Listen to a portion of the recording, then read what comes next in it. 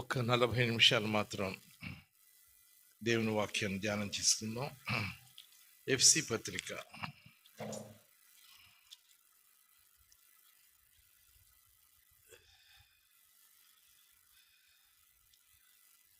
5వ అధ్యాయం.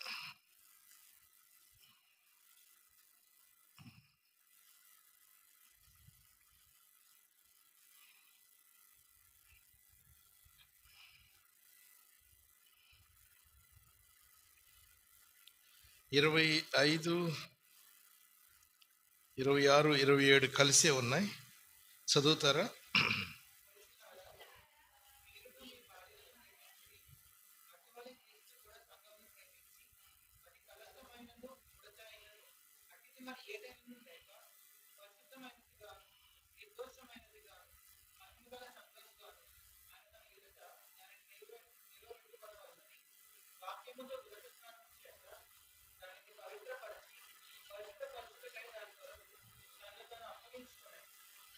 ఈ యొక్క మాటల్లో ఇదొకటే జ్ఞాపకం పెట్టుకోండి.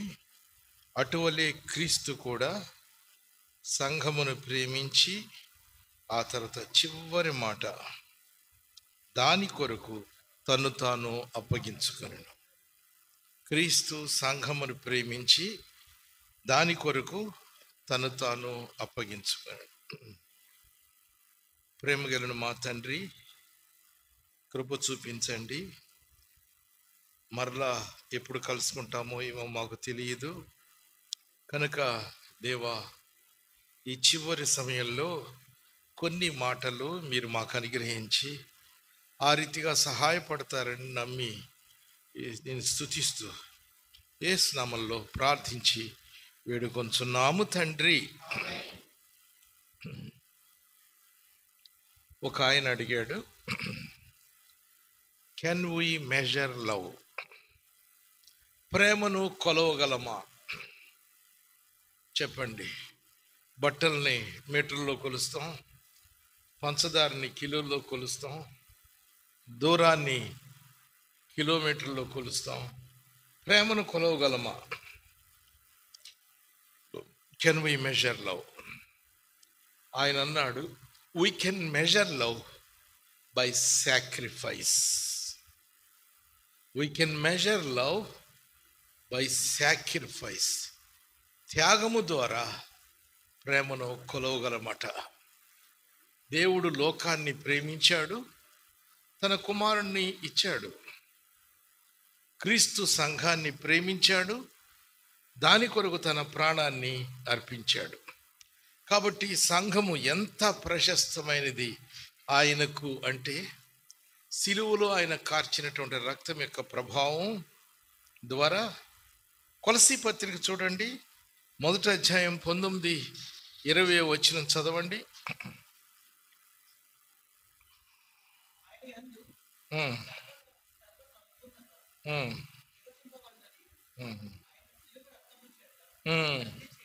సిలువ రక్తము చేత సంధి చేసి, ఎస్,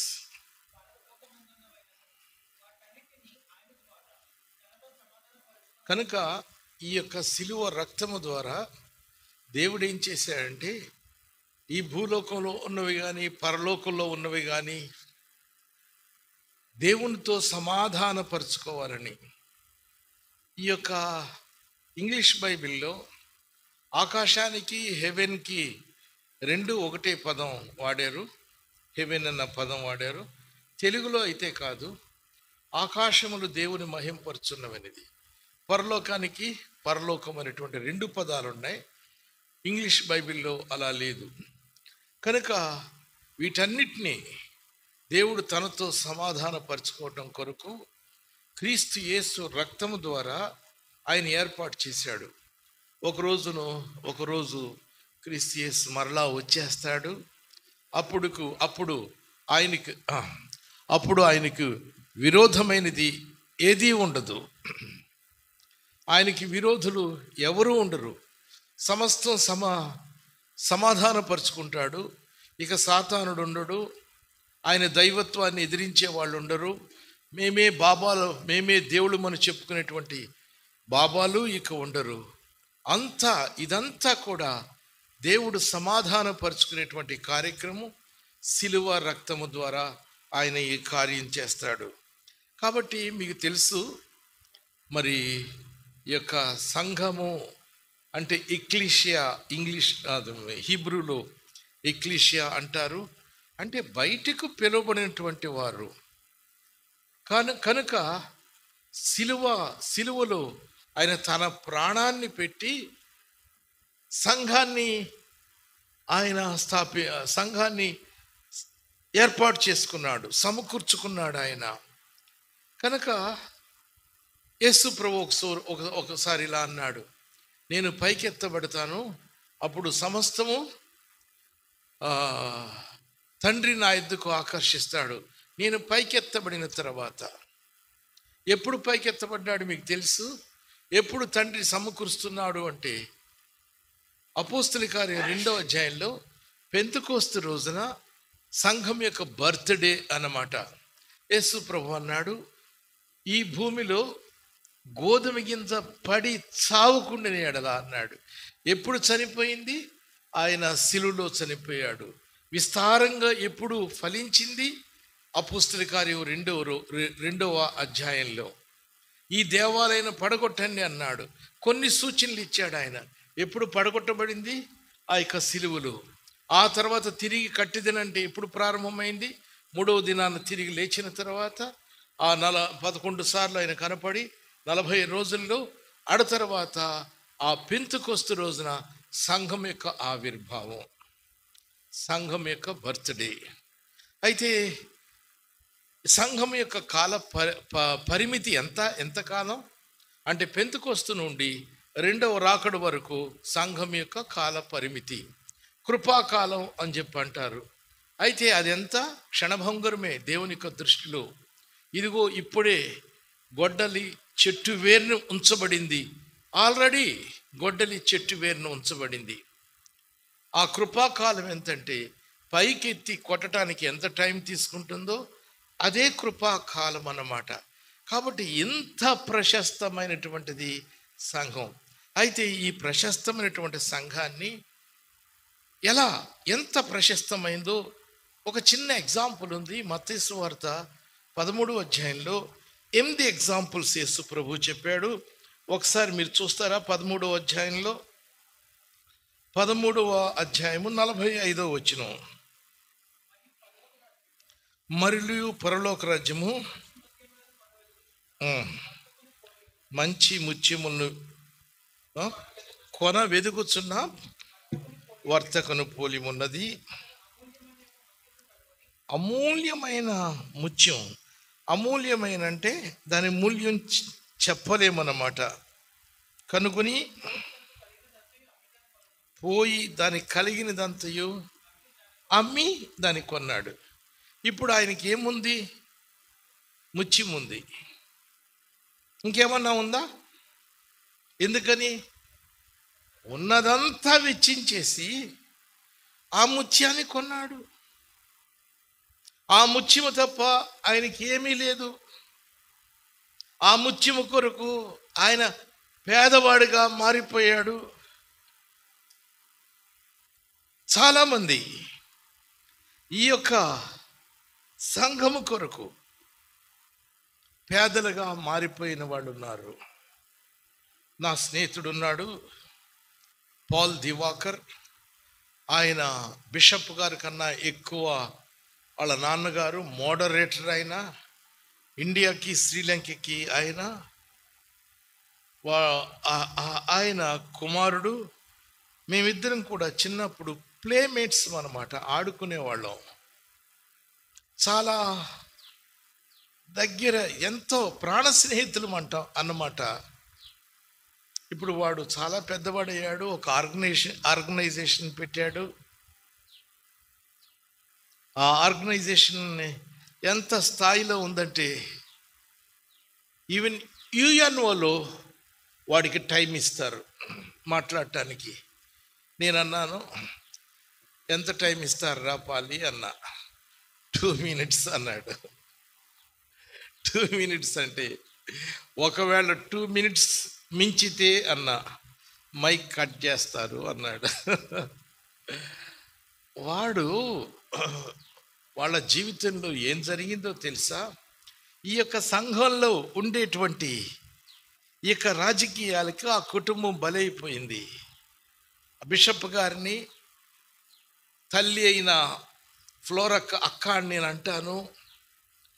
వాళ్ళను చంపాలని ప్రయత్నం చేసి ఒకానొక రోజున వాళ్ళు విజయవాడ నుండి ఏలూరు వెళుతున్నప్పుడు ఒక నిర్ణీతమైనటువంటి స్థలంలో కాపు కాసి రోడ్డుకి అడ్డంగా ఒక లారీ పెట్టి ఆ లారీ ఇంతకు ఆగిందని వాళ్ళ ఇద్దరు కుమారులు పాలి సాల్మన్ వాళ్ళిద్దరూ కారు దిగి లారీ దగ్గరికి వెళ్ళారు. అప్పటికే పొంచి ఉన్నటువంటి వాళ్ళు ఆ పొలాల్లో నుండి వచ్చేసి ఆ కారు మీద పెట్రోల్ పోసి దాన్ని నిప్పంటించేసి లోపల ఉన్నటువంటి వీళ్ళిద్దరి మీద యాసిడ్ చల్లేశారు.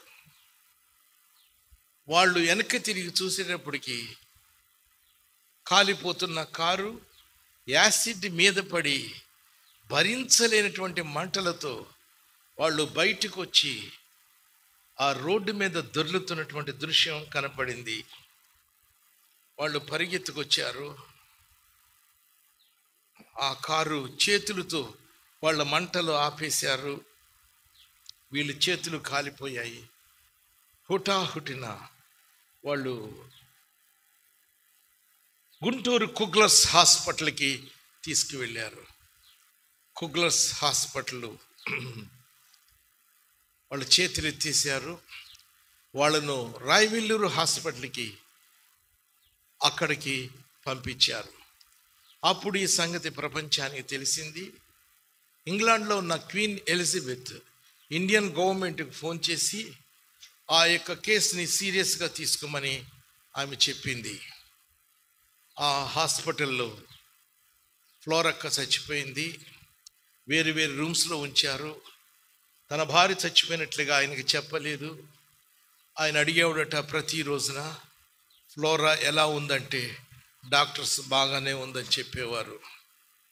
ఆయన ఒక్కడే బ్రతికాడు. ఆమె చచ్చిపోయింది. హాస్పిటల్లో డిశ్చార్జ్ అయిన తర్వాత వాళ్ళు ఎక్కడెక్కడ తిరిగారు, ఏవో కబుర్లు, జర్మనీలో ఉన్నారని, ఇంగ్లాండ్లో ఉన్నారని, ఇంకెక్కడో ఉన్నారని అయింది.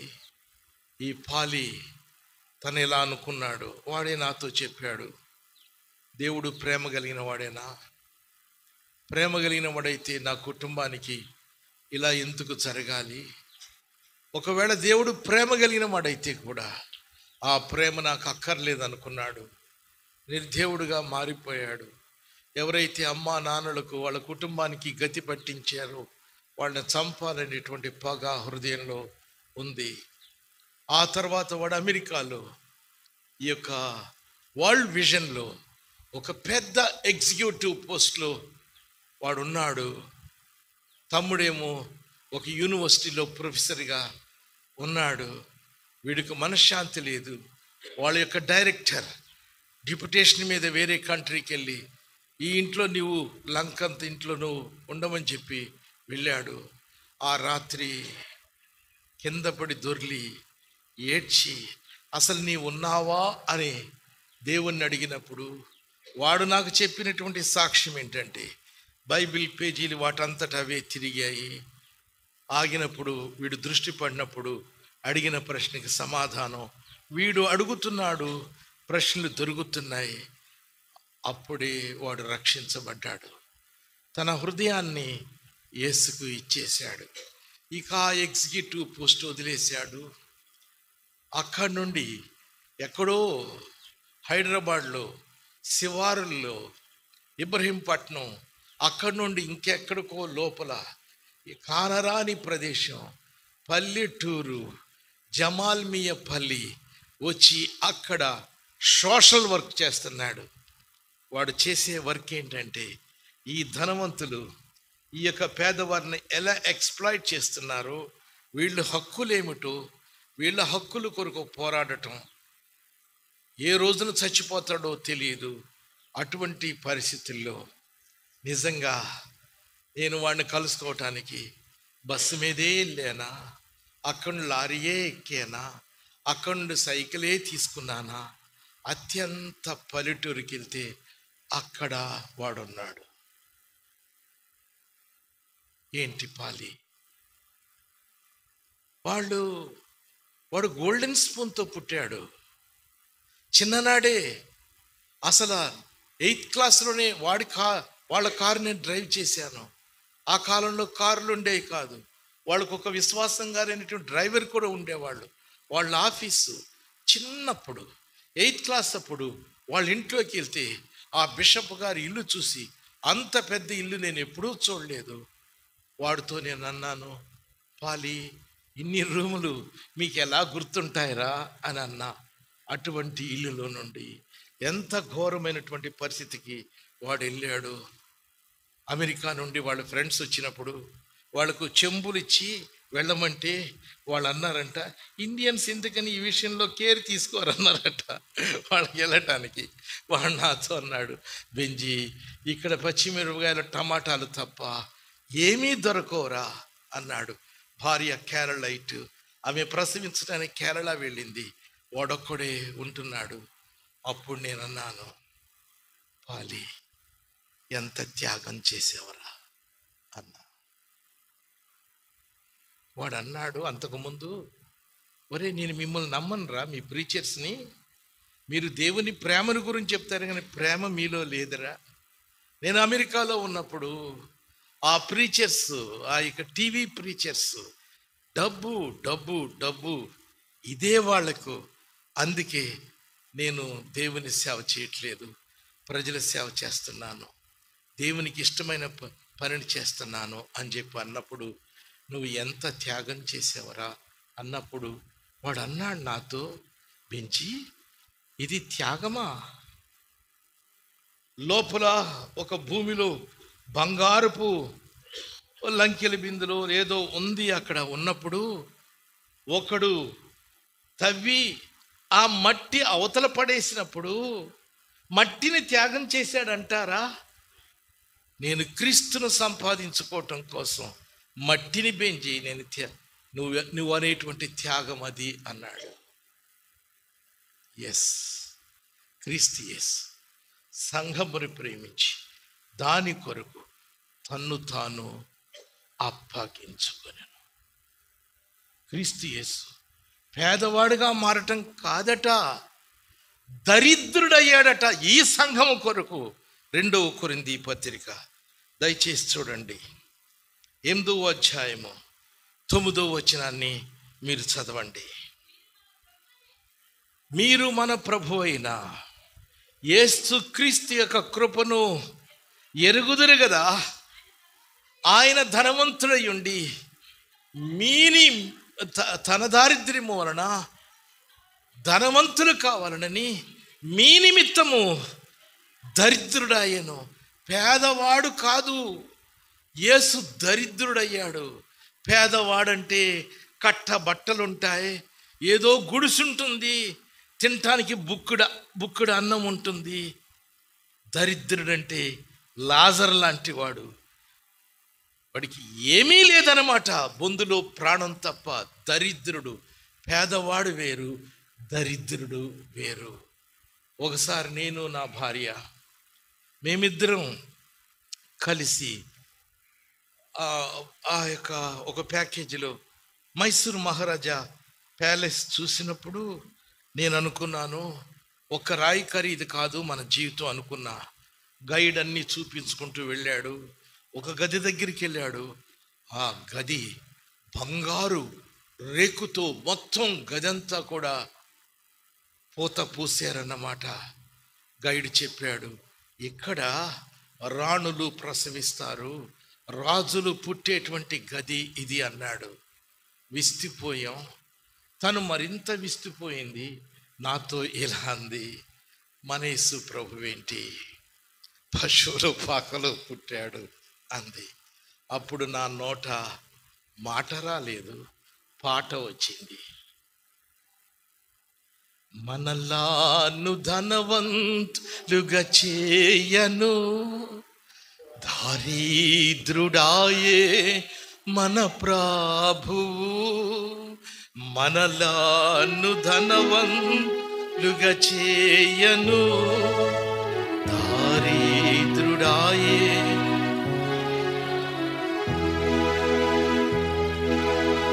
కార్చే పాపులకై అంగీకరించు యేసుని, రక్తము కార్చే పాపులకై అంగీకరించు శ్రీ యేసుని. ఆ పాట తన చెవిలో నేను పాడాను.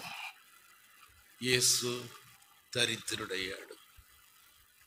క్రీస్తు సంఘమును ప్రేమించి దాని కొరకు తన్ను తాను అప్పగించుకొనెను. It goes further. దరిద్రుడవటం కాదట, తన్ను తానే అప్పగించుకున్నాడట. మీరు బైబిల్ చదువుతున్నారు కదా, బైబిల్ చదివే వాళ్ళకి సంగతి తెలుస్తుంది. కోరేషు గురించి తెలుస్తుంది.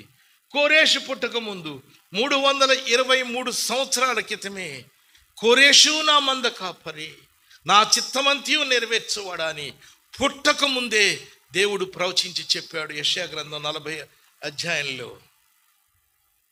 కోరేషు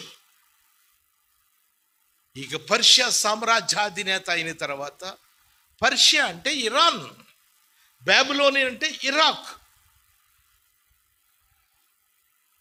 పర్షియా.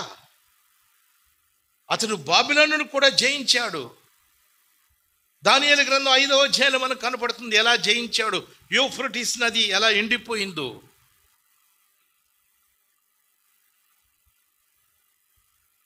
పర్షియాది, కోరేషిది దేశం కాదు, సామ్రాజ్యం. ఇండియా దేశం, అమెరికా దేశం, ఇంగ్లాండ్ సామ్రాజ్యం ఒకప్పుడు. అంటే కొన్ని దేశాలకు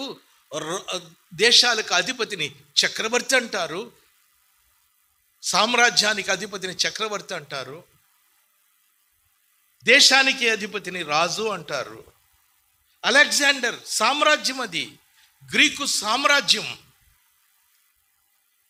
బబులోను దేశాన్ని చేసిన తర్వాత, జయించిన తర్వాత, అన్ని మిలిటరీ ఆపరేషన్స్కి వాళ్ళ ఖజానా ఖాళీ అయిన తర్వాత ఒక చిన్న దేశం ఉంది, సిరి సంపదలతో ఉండేటువంటి దేశం. వీళ్ళకి డబ్బు ఎప్పుడు కావాలంటే ఆ దేశం మీద దండెత్తి దాన్ని కొల్లగొట్టి తెచ్చుకుంటారన్నమాట. అదే రీతిగా తన సైన్యం వెళ్ళింది, ఆ దేశాన్ని కొల్లగొట్టింది, ధనాగారం అంతా తీసుకొచ్చారు. దాంతోపాటు ఆ దేశాధినేత భార్యాభర్తలు ఇద్దరిని కూడా కోరేషు ముందు నిలబెట్టారు. యువకులు వాళ్ళు, ఇద్దరు చిన్న పిల్లలు, ఇద్దరు అందగాళ్ళే. కోరేష్కి ఏమైందో ఏమో, ఆ రాజుతో ఇలా అన్నాడట, రాజా నీ పిల్లలకు ప్రాణభిక్ష పెడతాను, నేను వాళ్ళని విడుదల చేస్తాను, నువ్వు నాకేమి ఇస్తావు అని అడిగాడట. రాజు ఆశ్చర్యపోయాడు. రాజా నీవు కానీ నా పిల్లల్ని విడిచిపెడితే నా దేశాన్ని మీకు ఇచ్చేస్తాను అన్నాడు. అప్పుడు కోరేష్ అన్నాడు, చూడు నీ పక్కన నీ భార్య అందాల రాశి, ఆమెను విడిచిపెడతాను, నాకేమి ఇస్తావు? అప్పుడు రాజు అన్నాడు, రాజా నా భార్యను విడిచిపెడితే నాకున్న సమస్తాన్ని మీకు ఇచ్చేస్తాను. అప్పుడు కోరేష్ అన్నాడు, నీ పిల్లల కోసం అంతా ఇచ్చేసావు కదా, ఇంకా నువ్వేమి ఇవ్వగలవు నీ భార్య కొరకు అన్నప్పుడు లిప్త పాటు ఆయన ఆలోచించి కోరేష్తో అన్నాడు, రాజా మీరు కానీ నా భార్యని విడిచిపెడితే నా ప్రాణం ఇస్తాను. ఎస్, అదే క్రీస్తు చేసింది. క్రీస్తు సంఘమును ప్రేమించి దాని కొరకు తన్ను తాను అప్పగించు విడుదల చేశాడు కోరేషు. వాళ్ళు వెళ్ళిపోయారు. ఓరో సాయంకాలం వారిద్దరూ కోరేషు గురించి మాట్లాడుకోవటం సహజమే కదా. భర్త అన్నాడు, కోరేషు అందంగా ఉన్నాడు కదూ అని ఆమెతో అన్నప్పుడు ఆమె అందట, కోరేషు అందంగా ఉన్నాడు లేదో నాకు తెలియదు, కానీ నా కొరకు తన ప్రాణమిస్తా అన్న భర్త యొక్క అందమే నాకు కనపడింది. ఎస్, బైబిల్ చెప్తుంది క్రీస్తు సంఘమును ప్రేమించి దాని కొరకు తన్ను తాను అప్పగించుకొనెను. ఆయన ఎంత ధనవంతుడు, ఆయన ఎంత దరిద్రుడిగా మారాడు. పరలోకానికి ఆయనే కేంద్రం.